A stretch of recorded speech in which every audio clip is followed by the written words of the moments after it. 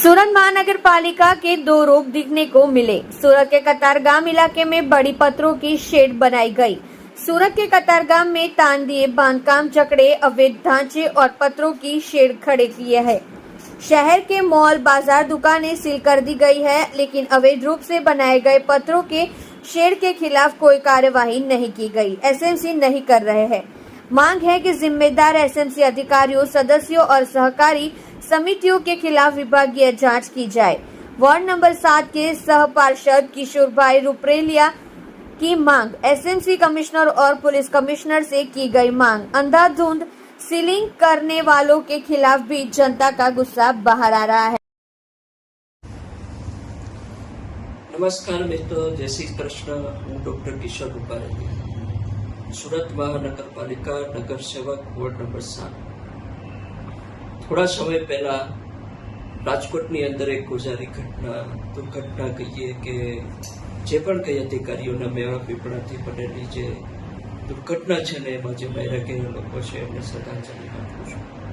પરંતુ આજની તારીખમાં પણ આ પ્રોબ્લેમ અધિકારીઓના હિસાબે જે તે વિસ્તારના संलग्न कोर्पोरेटरश्रीओ, धारासभ्यश्रीओ के अन्य कोई आगेवान मित्रों के बिल्डरों हिसाबे आ तकलीफों जे छे ए हजू चालू छे।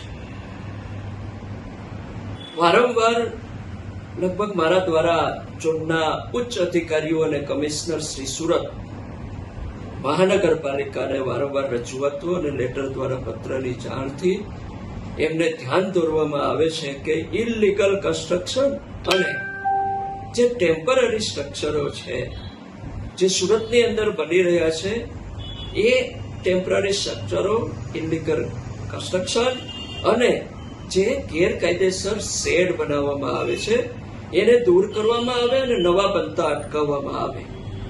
વારંવારના પત્રો છતાં પણ ઉચ્ચ અધિકારીશ્રીઓ, કમિશનરશ્રીઓ કે જે તે ઝોનના અધિકારીશ્રીઓએ આ બાબતે કોઈ જ ધ્યાન દોરવા છતાં કોઈ જ પ્રકારની કાર્યવાહી કરેલી નથી। વાત કરું તો અમારા જે કતારગામ વિસ્તારની અંદર લગભગ ઘણા વર્ષોથી આ બાબતનો પ્રશ્ન લગભગ ચર્ચાઈ રહ્યો છે કે આ વિસ્તારની અંદર વધારેમાં વધારે ઇલીગલ કન્સ્ટ્રક્શન અને ઇલીગલ ડોમ અને ઇલીગલ આ ટેમ્પરરી સ્ટ્રક્ચરો બનાવવામાં આવેલા છે।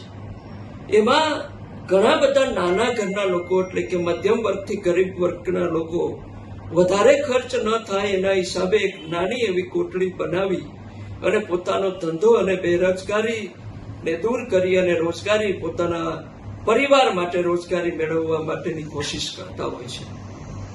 પરંતુ સાથે સાથે દુઃખની વાત એ છે કે ઘણા બધા લોકો આની પાછળ પુષ્કળ પ્રમાણમાં કમાણી કરવા માટેના ડોમ મોટા મોટા બનાવી અને રાજકીય પીઠબળના હિસાબે અધિકારીશ્રીઓના મેળા પીપળાની સાથે સાથે આ કાર્ય કરતા રહ્યા છે।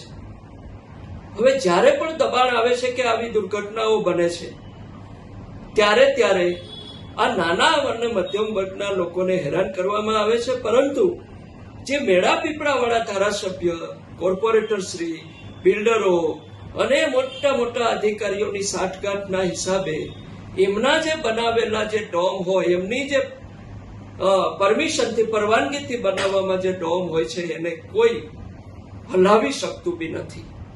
તો આ એકને ગોળ અને એકને ખોડની જે નીતિ છે એ કોર્પોરેશનની અંદર, સુરત મહાનગરપાલિકાની અંદર વર્ષોથી ચાલી આવી છે, જે આજની તારીખમાં પણ એ પૂર્ણ થઈ શકી નથી। હજુ પણ ડોમ બને જ છે, હજુ પણ ડોમ જે વર્ષોથી છે ત્યાંના ત્યાં છે અને મહિને લાખો રૂપિયાની કમાણી આ ધારાસભ્ય, કોર્પોરેટરશ્રી કે બિલ્ડરો એ અધિકારીઓના મેળા પીપળાની અંદર આ ચાલી રહ્યું છે કામકાજ।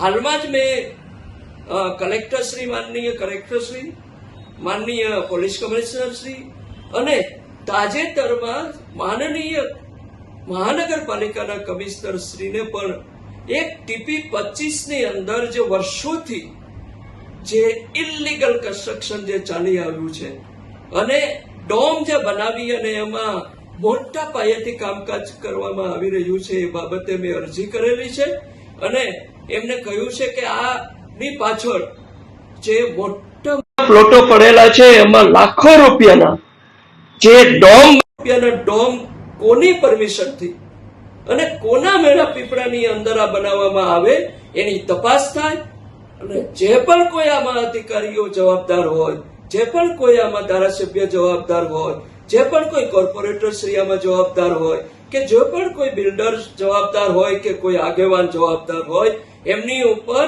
કાયદેસરની કાર્યવાહી કરવામાં આવે અને આ જે લોકો આમાં સંડોવાયેલા હોય એમની ખરેખર ખાતાકીય તપાસ થાય અને આ જે કોર્પોરેટર શ્રીઓ અને પ્રતિનિધિઓ છે કે પછી ધારાસભ્ય છે કે બિલ્ડરો છે એમની આવકની પણ તપાસ કરવામાં આવે અને 2 નંબરી આવક એમની તપાસ કરી એમને જે તે અનુરૂપ નિયમ મુજબ એમની ઉપર કાયદેસરની કાર્યવાહી કરવામાં આવી મારી વિનંતી છે.